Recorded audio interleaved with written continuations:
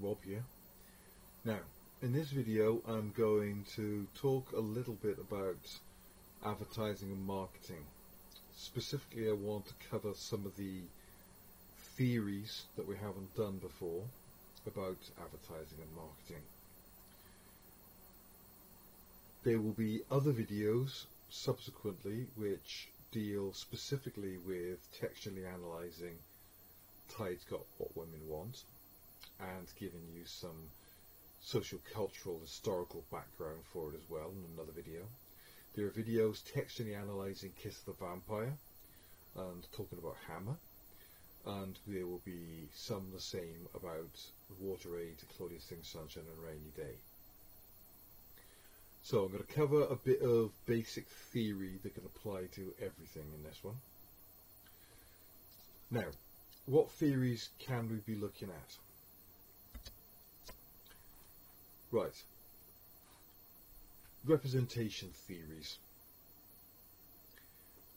For all of them, you could mention any of these theories.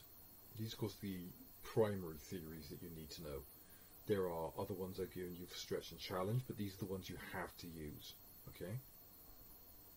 There's Roland Barthes' semiotics, Steve Neal's genre theory, Claude Levi-Strauss's structuralism, that's binary opposites, remember? Stuart Hall's theories of representation, David Gauntlet's theories of identity, Lisbeth Van Zoonen's feminist theory, Bell Hooks' feminist theory, and Judith Butler's theories of gender performativity. Now that will cover all of them. When we're looking at Water Aid and Claudia Sings Sunshine on a Rainy Day, we can also add Paul Gilroy and his post-colonial theory. And that can a little bit be applied to Kiss of the Vampire as well. Then we've got our audience theories. They will be Albert Bandura's media effect theory, George Gervin's cultivation theory, and Stuart Hall's reception theory. We've done those in class in detail. I've got other videos that go on about those as well. Now, what I want to focus on in this video is one that is a more in-depth look at Roland Barthes' semiotic theory, because if you look at the Educast fact sheet for specifically Tide's Got What Women Want, it mentions Roland Barthes' narrative codes. Now, these are quite complicated. I will go over these in class with you as well. Now, simplifying these to a level where that you need to understand is not easy. Try my best. But this is good for stretch and challenge stuff. So I'm going to expect you to be thinking about this when it comes especially to Claudia Sings Sunshine and a Rainy Day, but any of them, to be honest. Now, Roland Barthes, when he was talking about semiotics, in particular in narrative, okay, so obviously we've got people like Zvetan Todorov talking about narrative and his structuralism with his, equilibrium, disruption, recognition, disruption, disequilibrium, restoration equilibrium, no equilibrium, that theory. Roland Barthes' narrative codes are related to that. One of the ones you've probably heard of is his hermeneutic code, or Enigma code you might know it as. He's also got the proetic action code, Semantic Code, Symbolic Code, and his Referential Code. I'm probably mangling those pronunciations, but let's look at these one by one and explain what they are. Hermeneutic or Enigma code. Now, an enigma is a question. It's a problem that needs solving, a mystery. So what Bart is saying is that narratives need a mystery, some kind of question. It needs a disruption, as Todorov would say. So from a Todorov point of view, at the beginning of the story you've got your Act 1, which is You are establishing normality. You're establishing the diegetic world your story is going to take place in. You are establishing your diegesis and your verisimilitude, your diegetic effect. So you're saying what is normal for characters in a particular world. You're setting up that normality. But then some kind of external force, sometimes an internal force, will cause some kind of disruption to that normality. Things will be thrown out of balance. A problem will occur, and that is where the Enigma code comes in. It's something that needs to be fixed by a character or characters to restore things back to normality. Now, this doesn't just have to apply to things like novels or films or TV shows or comic books or whatever. Any text can have narrative codes in them, even photographs.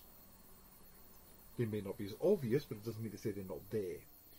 So you want some kind of question for the audience, something to capture their attention, to make them think, to get them interested. So in our Tide's Got What Women Want advert, the mystery there is, well, what do women want? And how is Tide going to give it to them? So the Enigma is there to, it's like the little juicy little worm on the end of the hook to reel the audience in, to make you want to know more. So that's what a hermeneutic or Enigma code is. The second one, poietic or action code. What we've got here is literally just actions. There are codes that connote action. It could literally be action. It could be a car chase, a gunfight. It could be, you know, an argument. It could be whatever a character is doing. Film in particular is about action. But it basically just could be things, people doing stuff. So in our Tide's Got Women, What Women Want advert, it's the woman hugging the box of Tide. That's an action. It's the woman doing the washing in the washing machine. It's the women pegging out the clothes on the clothesline and talking to each other. These are action codes. They're doing stuff. This can be used to add suspense to a text. I mean, it's not an awful lot of suspense, people hanging out washing, but, you know, watching clothes dry is literally the opposite of suspense.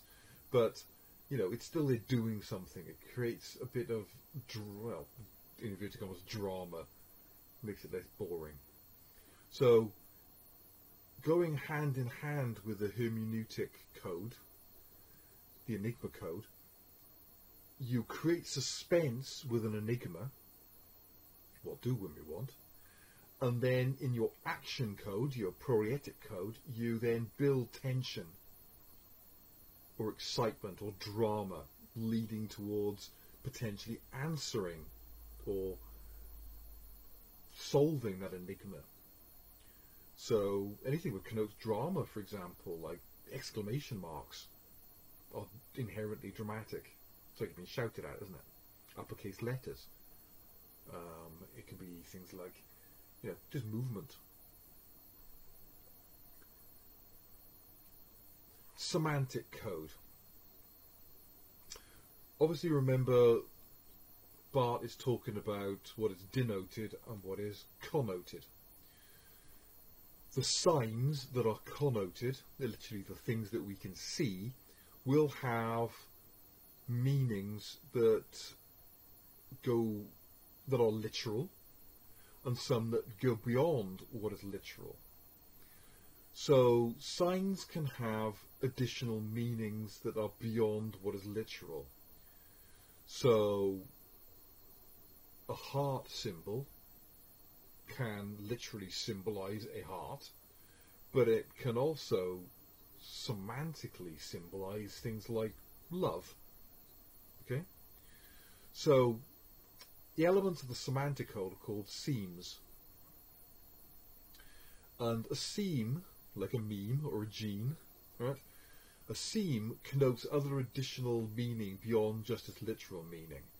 So, you know, the colour red, for example, you know, is literal, it could just be red, right? But red has other meanings: danger, lust, love, stop, And of course these are contextual, it depends on what context you're seeing that sign in. Okay? So as I said, the little love hearts on it have meaning beyond just being a heart. So they have to answer the enigma. So what is it that women want? Well, they want tide. Why do they want tide? Because tide will wash their clothes better. Why does that matter? Because if you're going to be a good housewife, if you are going to play your societal role the way it's meant to be played, if you want to make your husband happy within a patriarchal power structure of a marriage, if you want your children to look clean, if you don't want your neighbours to look down at you because your clothes are dirty, then you better buy Tide, because that's what's going to get your clothes clean. So on one level it's about buying Tide, but the other thing you can say is the hearts can also represent what women want. What do women want? They want to be loved, and that is why they're doing these things. They want to be loved by their husband, they want to be loved by their children. Remember, this is the 1950s. In a much more patriarchal society, women had much more constrained roles. Okay? So, those kinds of themes that are in this advert are not just depicting Tide and the kind of people that buy Tide, but it's also connoting an ideal self, as Carl Rogers would say. Or indeed, you know, because the main target audience for this advert is going to be women. But, you know, you've got to remember that, you know, pretty much everybody who worked in the advertising industry was a man. So inherent in this advert is what men want from a woman. They want them to be the good housewife, to be the good mother, to be domestic, to be pretty, to know their place and to run the home and be domestic. Which is where you bring in the likes of Elizabeth Van Zunen and Bell Hooks and Judith Butler. If gender is performative and is performed, then you need a script, so to speak. You need to know how to perform gender. And adverts are not just there to sell particular products, they're there to tell you how to perform a social role.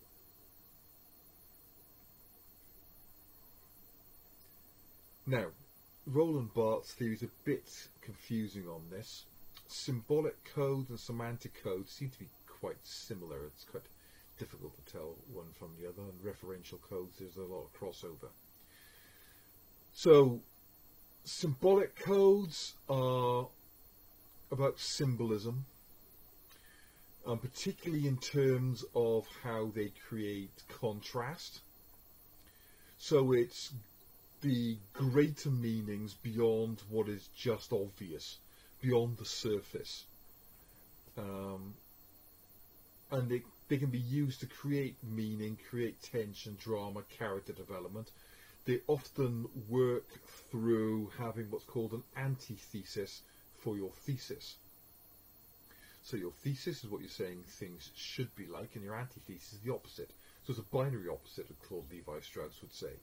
So, you know, if this Tide advert is showing you what an ideal 1950s American middle-class bourgeois housewife should be, then what's implied in that is what they shouldn't be. They shouldn't be out working, they shouldn't be unmarried, they shouldn't be childless, they shouldn't be black, they shouldn't be gay, they shouldn't be transgender, they shouldn't be working class. Yeah? Whilst those things are not shown, they're implied in their lack, in their fact that they're missing.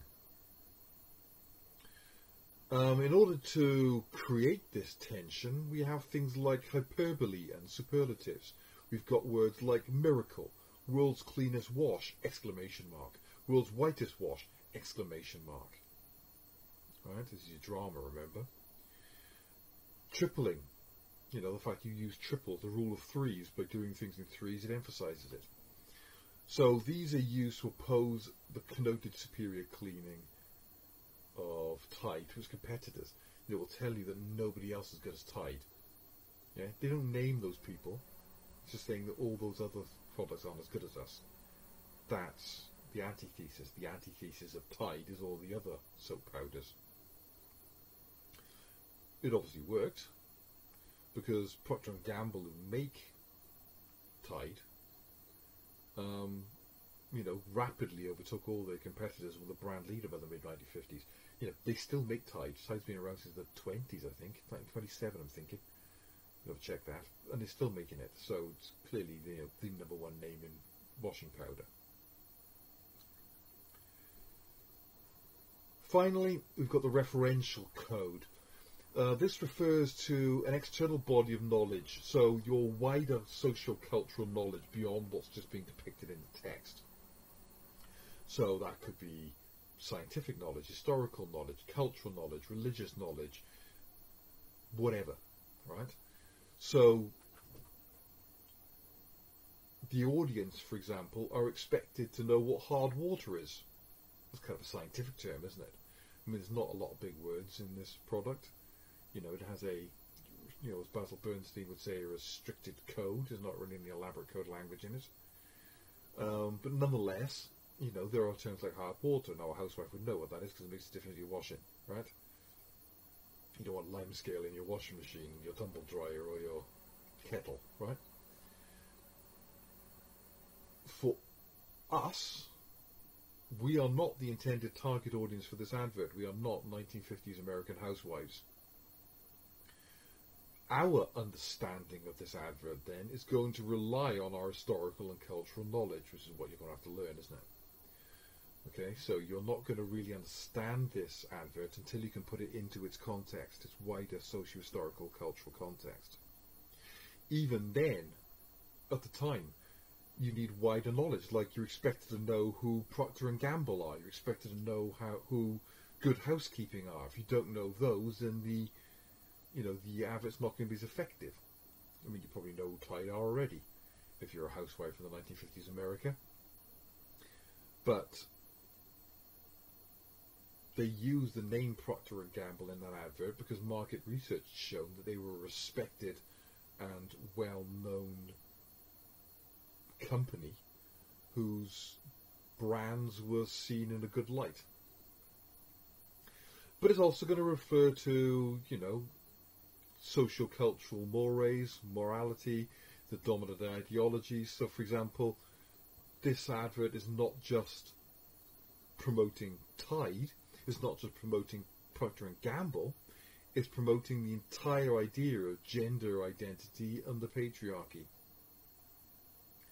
And you need to put that into the socio-cultural context of World War II, the aftermath of World War II, the idea that you need to try and persuade women to go back from their little bit of independence out in the war, get out of the factories, out of their job, and back into the home, so the men would have jobs to come back to after the war.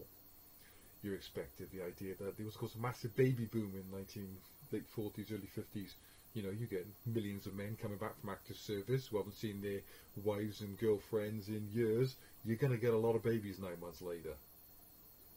So, there are no children in this picture, but you can see children's clothes on the line, for example. So, that was a more in-depth look at the Roland Barthes semiotics theory, okay? I've explained that because it's in the notes from the fact sheet for Tide's Got What We Want, but it will apply to pretty much anything we've done, and if you do film studies too, we're going to apply to that as well. I just want to make some more points about advertising in general. Now, up until World War I, so, 1918 to 19, that's when the war ended, still about the early 20s. Advertising was based on need, on necessity. There wasn't a massive consumer culture. People didn't have, unless you were very rich, people didn't have an awful lot of money to spend on stuff. There wasn't a lot of choice. Famously, for example, if you wanted a Ford Model T, They only came in black. If you bought one from Birmingham, which came in blue. But, you know, there wasn't any choice. That was the only car most people could afford. Right? If you needed a car, you bought a Ford Model T.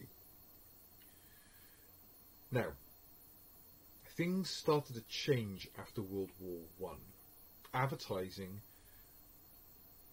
started to be based not on fulfilling people's basic needs, but on fulfilling people's desires. The consumption of consumer goods was starting to be linked to your personality. You didn't buy this particular product because you needed a whatever it was. You had a choice. You know, you had consumer choice. You could pick one choice over another. And, you know, there's not an awful lot of difference between Coke and Pepsi. So how do you encourage people to buy one over the other? Well, you link them to things that people do care about. Like you'll sponsor a sports team, or you will have a particular song in an advert that links to people's subcultural identity. Whatever. You're basically saying if you put sexy, good-looking, young, attractive people in your adverts, you say if you drink Coke, you could be like them too. Right? So you're attaching advertising to lifestyle. The guru of this is this guy here, Edward Bernays, one of the most influential people of the 20th century. He was Sigmund Freud's nephew. He, during World War One, had been one of the American government's top propagandists. And he was interested in taking the lessons of propaganda that were used in wartime and applying them to civilian applications. So how he wanted to affect the advertising world was by trying to appeal to people's emotions rather than their intellect. As you can see here, we are governed. Our minds are moulded, our tastes are transformed, our ideas suggested. So basically, this is a man who invented advertising as manipulation. He's got a lot to answer for, quite frankly. Especially when that started to infiltrate the way that government and political parties work. Do a bit of research, it's scary. But anyway, Edward Bernays, massive influencer on this one. So this is where advertising started to change in the 1920s. But it really, really took off after World War II. Edward Bernays had invented a new concept. He called it public relations. Separate to advertising, but linked. Advertising became massively more sophisticated and continues to get more and more sophisticated by the day. But by World War II, propaganda was getting more sophisticated.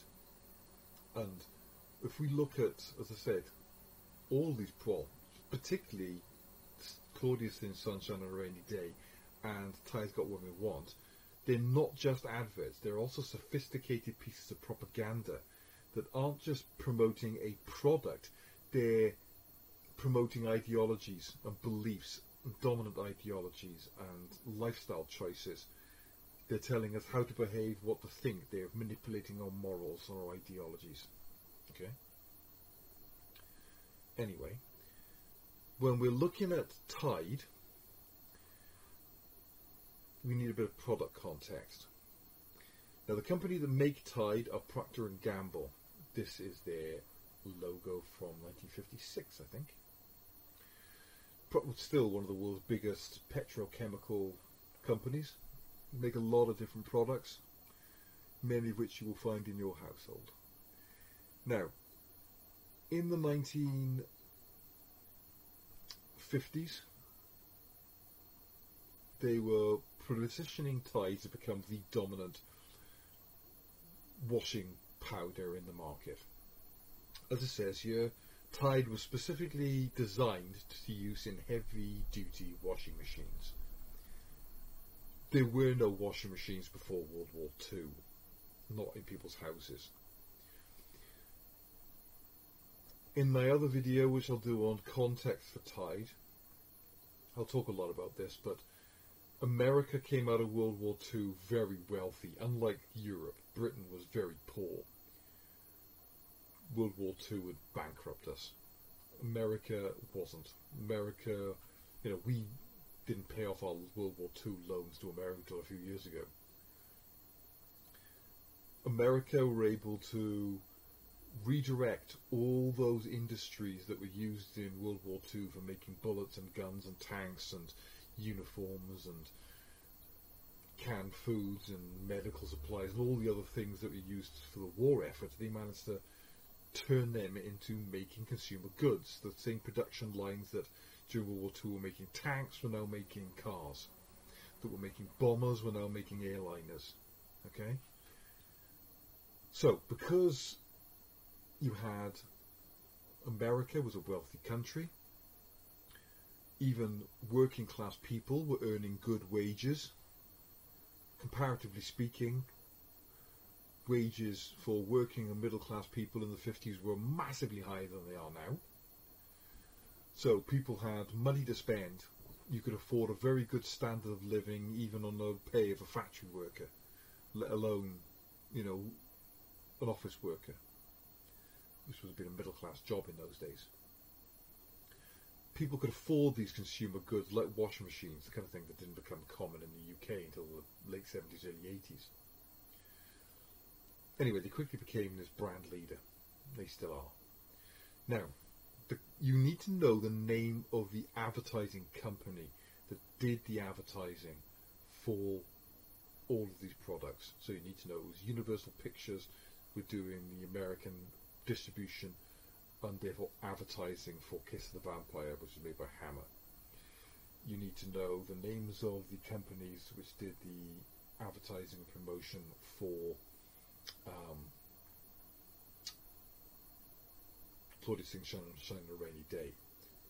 And for Section B, also for Black Panther and I, Daniel Blake, for example. Now, according to the fact sheet for Tide's Got What We Want, the company that did the advertising was Darcy, Matthias, Benton and Bowles. That's not entirely true. They didn't become Darcy, Matthias, Benton and Bowles until I think 1985. At the time they did the advertising for Tide's Got What We Want, they were just called Darcy. So, if you just say Darcy, you'll be on the right track. Now, whether the people marking the exams know that, I don't know. But DMB and B will get you, you'll get your marks anyway. Okay. So, Darcy did all of Procter & Gamble's accounts through the 1950s. Darcy were a big advertising company. They came up with, for example, the Coke is it slogan for Coca-Cola. They also were, did a lot of the Budweiser advertising, stuff like that. As I said, the campaign for Tide refers explicitly to Procter & Gamble because their market research showed that consumers had high levels of confidence in the company. So the Procter & Gamble name is actually mentioned in that little cartoon. Okay. Who is the target audience for Tide? Well, we're talking increasingly affluent, lower middle class women. So we're talking, if we're looking at lower middle class, we're talking if factory workers were working class, lower middle class would be people who are what Americans would call white collar workers. So factory workers or blue collar workers, white collar workers worked in offices. So if your husband, because it would have been a husband, let's face it, worked in insurance or banking or worked in was a shop manager, or even I suppose if they worked in a really good blue collar job, working in Detroit making Cadillacs or something, do you know what I mean? Or they were doctors or teachers or lawyers, whatever. They were at a lot of disposable income. They could spend it on these consumer goods. And you had another new invention at the time, the supermarket, where you could actually go and buy these things, but I'll talk about more about that in the other video. Okay. Anyway, they had all these new domestic technologies and money to spend on them, so you needed things to make those technologies work. Right? If you got a washing machine, you needed washing powder. The old carbolic soaps you used to use weren't going to cut it anymore. New products for a new lifestyle, a new, modern, high-tech lifestyle.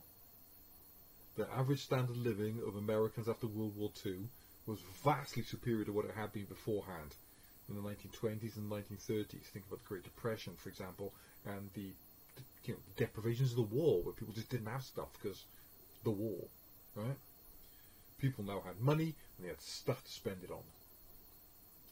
Now, if we're looking at social classes, there are two particular classifications we want to look at.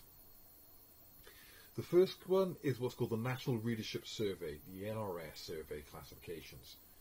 There's no longer called the National Readership Survey. A couple of years ago they changed the name to PAMCO. Now, these classifications were originally just used for magazines, but they're now widely used across the entire media industry. I think they've been around since 1968. I know they've been at least 50 years anyway. I think they were first used in 68. Can't prove that though. Now, this separates the average man, woman or person on the street into one of 6 categories. Now, bear in mind, this does not include rich people. This is not going to include your, the top 2 or 4% of the population are really rich, right?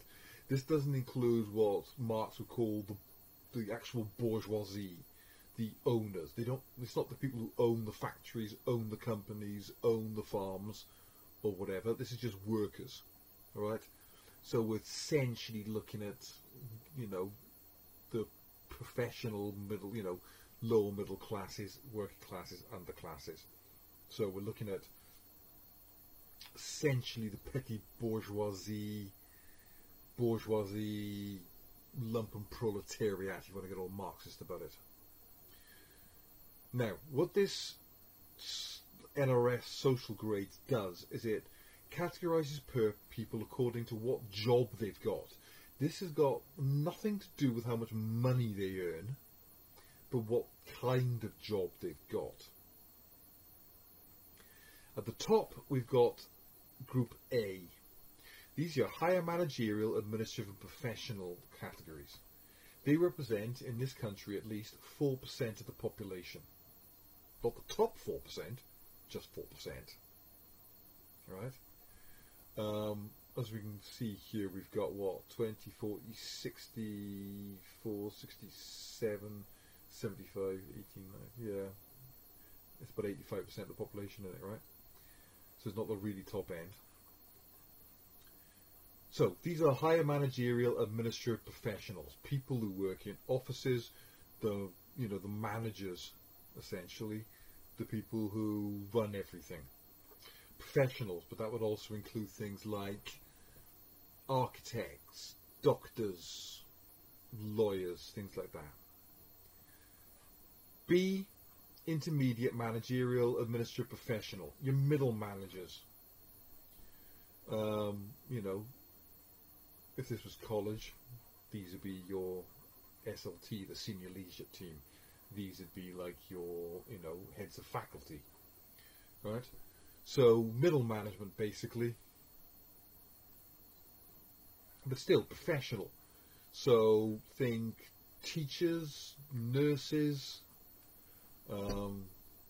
police officers, that kind of level. C1, that's 28% of the population. Supervisors, say factory foremen, shop stewards. Clerical, so clerics, basically, clerks, I should say. People who work in offices, secretaries, things like that. Junior managerial, sort of like, I don't know, your floor manager in a shop, right? Admin professionals, you know, receptionists, things like that, lower level professionals. C2, skilled manual workers, electricians, plumbers, mechanics, people with high skills, 20% of the population. D, semi-skilled or unskilled manual workers, you know, people who do work in factories but don't have, you know, work on a production line, for example. They stack shelves in Tesco's, they, you know, road sweepers, whatever, right? The working classes, basically, 15%. And at the bottom, Group E, state pensioners, casual, low-grade workers, unemployed, state benefits, etc., 10%. To be honest, as I said, these were invented in the 1960s. Frankly, I'd say this is a pretty outdated way of looking at things. As we're seeing an increasing proletization of the population and a widening wealth gap between the rich and the rest of us, the gap between the really wealthy and the rest of us is getting bigger and bigger, and these gaps between these are getting smaller and smaller.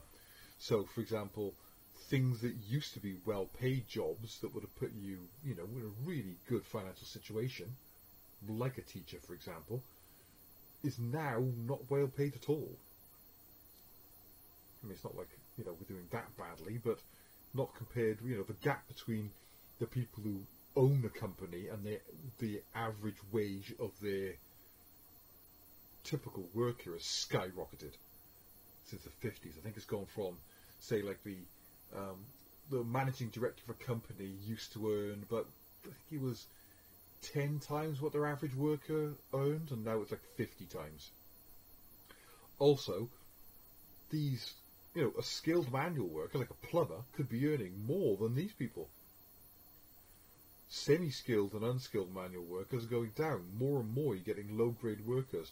You're getting more and more people on zero-hour contracts or part-time contracts or job shares. And even people who, increasingly, the majority of people on benefits in this country are actually in work. They're not unemployed at all. Most people who get benefits in this country are actually working for a living. The minimum wage in this country is far too low and people aren't earning enough money. So, this is kind of outdated, but still very common. Media products, especially things like magazines, tend to be, and things like that, tend to be aimed at ABC1s because they've got disposable income.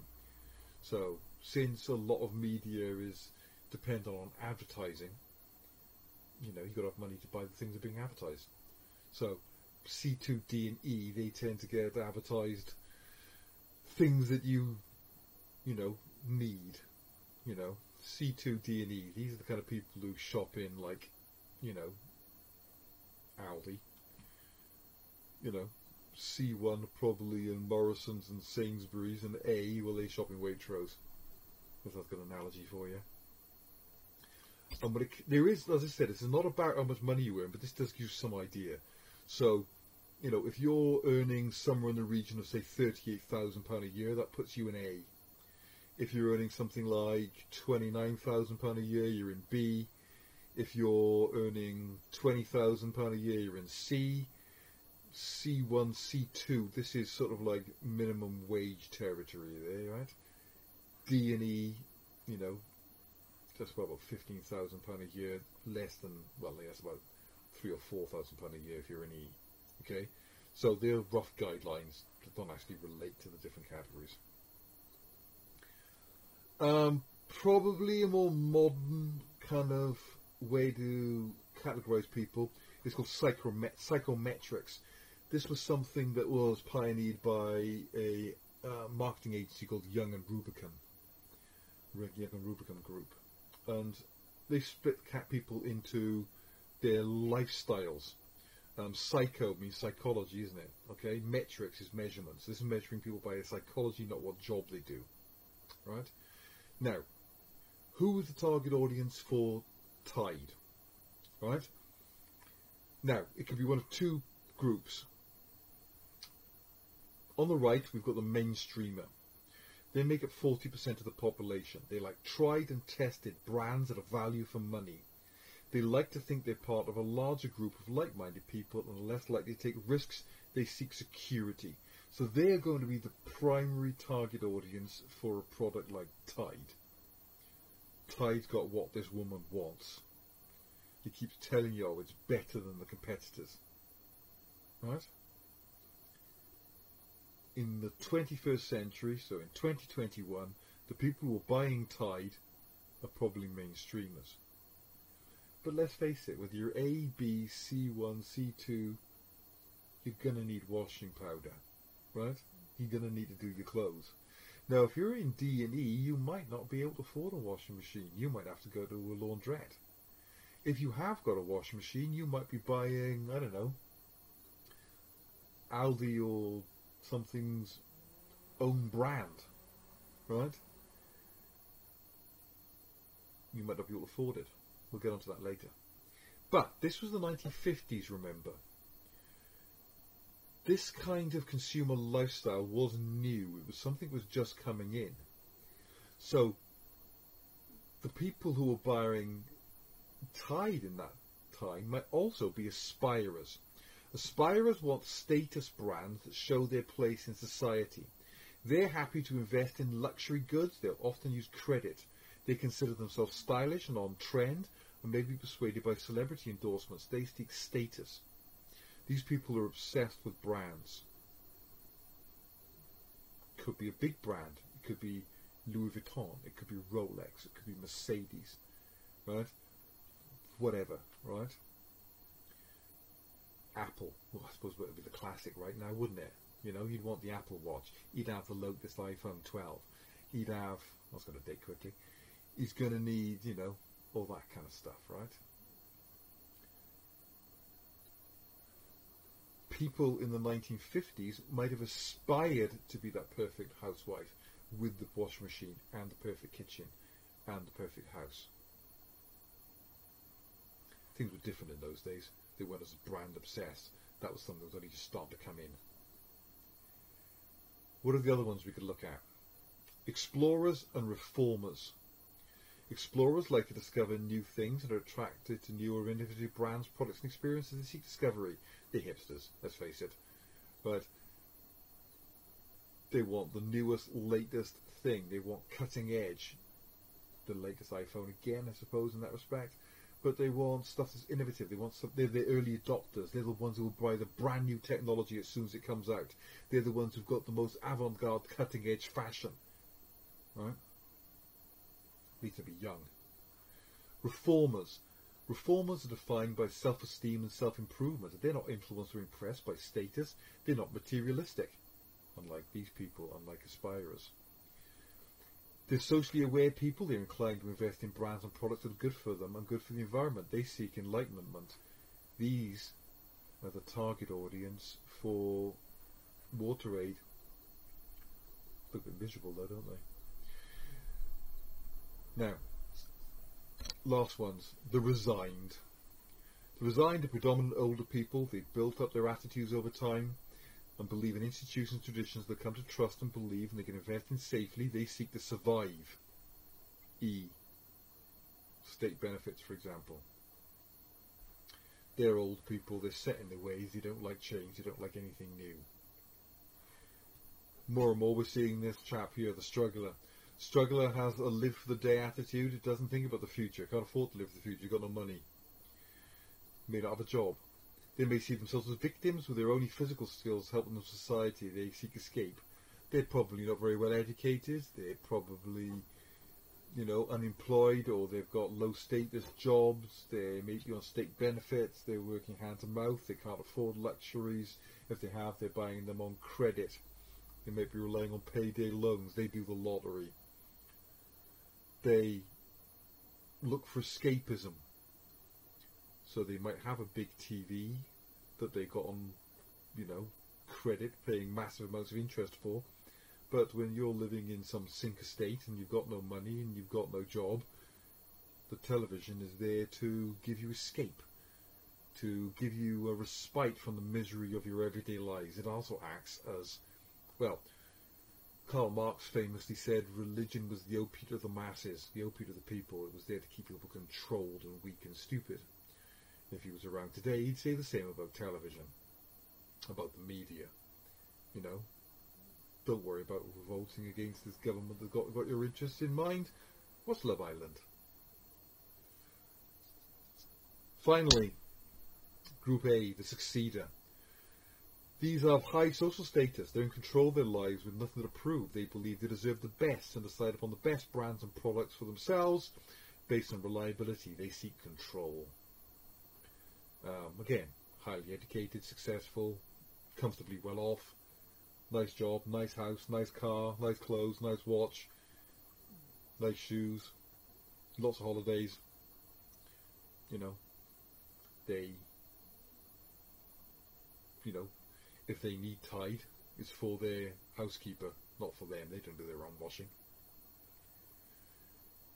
So, this is a more up-to-date one, okay?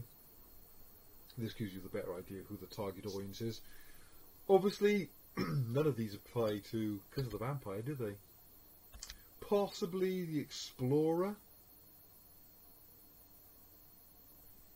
You know, like new things, they're young.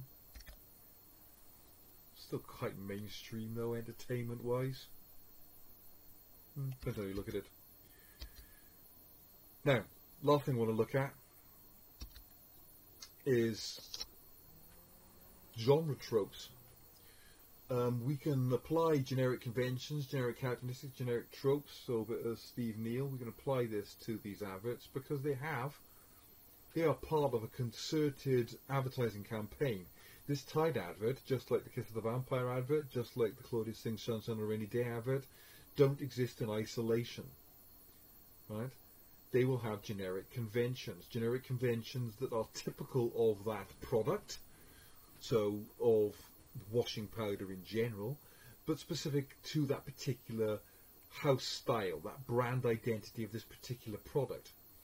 So remember, as I said, the increasing popularity in the 1950s of supermarkets that stocked a wider range of products led to an increased focus on corporations on brands and their unique selling points. You know, in the old days, if you wanted soap, you know, you'd have gone into your local corner shop.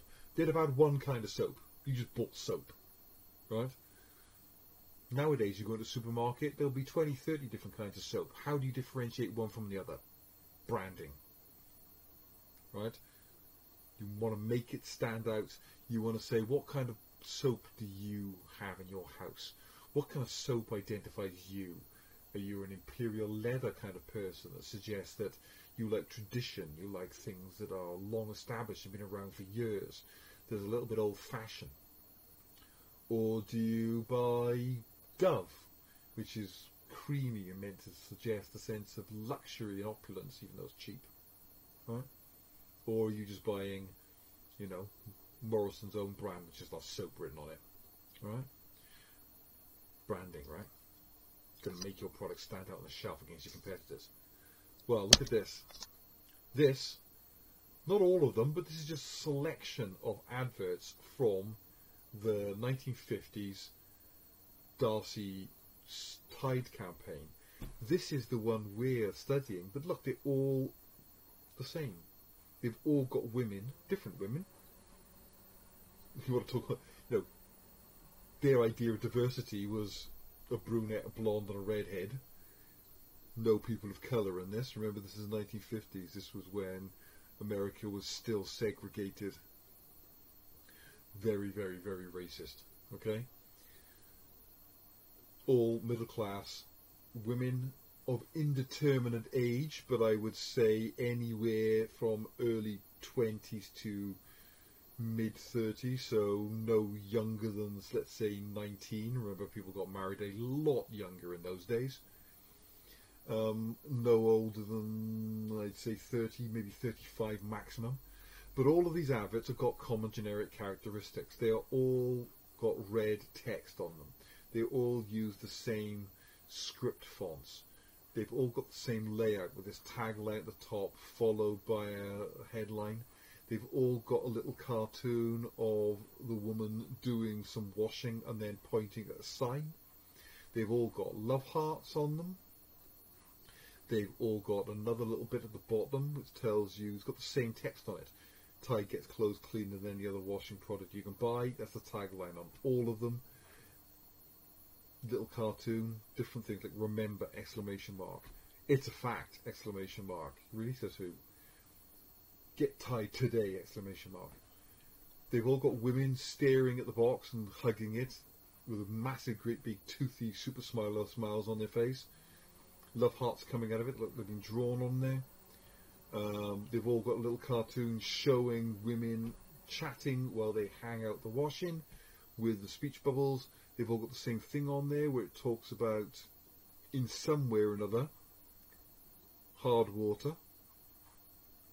There's nothing like Procter & Gamble's Tide on all of them, making a big deal of Procter & Gamble.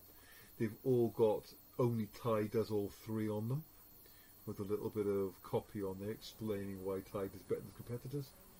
And they've all got this slogan on there about no soap, no other suds, no other washing product known will get your wash as clean as Tide. They've all got the same thing on it. They've all got the same bright colours. They're all illustrations, so they've all been airbrushed. They're not photographs.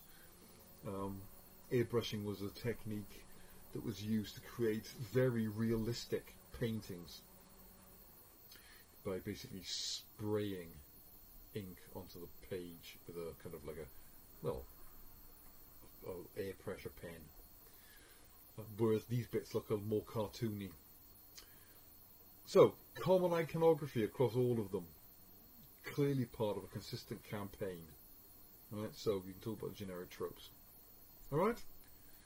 So,